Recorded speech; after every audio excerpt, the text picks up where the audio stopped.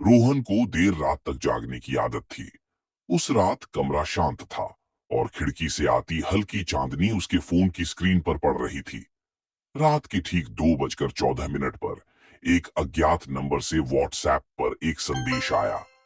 रोहन को लगा कि कोई गलती से भेज गया होगा, लेकिन उस नंबर का कोई प्रोफाइल चित्र नहीं था और नाम की जगह सिर्फ एक काला धब्बा था। संदेश में सिर्फ एक स्टिकर था। यह कोई सामान्य जीआईएफ या मीम नहीं था। यह एक धुंधली काले और सफेद रंग की तस्वीर थी, जिसे देखकर आंखें ठहर गईं। ध्यान से देखने पर रोहन सिहर उठा। वह स्टिकर बिल्कुल उसी का चेहरा था, लेकिन विकृत।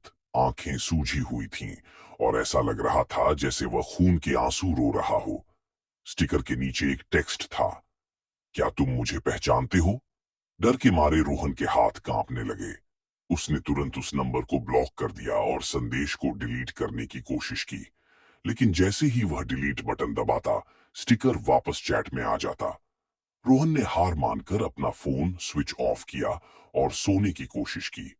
सुबह जब उसने फोन ऑन किया, तो स्टिकर चैट में नहीं, बल्कि सीधे उसके होम स्क्रीन वॉलपेपर पर चिपका हुआ था। वह विकृत चेहरा उसे घूर रहा था। उसका डर अब आतंक में बदल चुका था। उसने महसूस किया कि कहीं कुछ भयानक रूप से गलत हो रहा है। रोहन ने जल्दी से अपना चेहरा बाथरूम के आईने में देखा। आईना सामान्य था, लेकिन उसे लगा कि उसकी परछाई थोड़ी धीमी झपकी ले रही थी, जैसे कि वह पीछे छूट गई हो।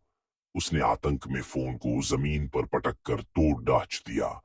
टुकड़े बिखर गए। फिर वह भागकर आईने के सामने वापस आया, खुद को सुनिश्चित करने के लिए कि वह सुरक्षित है। उसने अपनी सांस रोकी और आईने में देखा। उसकी जगह आईने में वही व्हाट्सएप वाला डरावना स्टिकर दिख रहा था। विकृत चेहरा, लाल आंखें। वह रोहन की परछाई नहीं थी, बल्कि एक डिजिटल प्रेत था।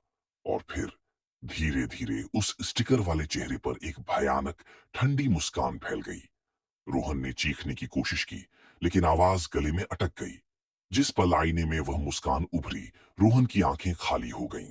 आज भी अगर आप रोहन के उस टूटे हुए फोन को ऑन करने की कोशिश करते हैं, तो कहते हैं कि होम स्क्रीन पर वह स्टिकर अब भी मौजूद है, लेकिन अब वह विकृत चेहरा मुस्कुरा रहा होता है।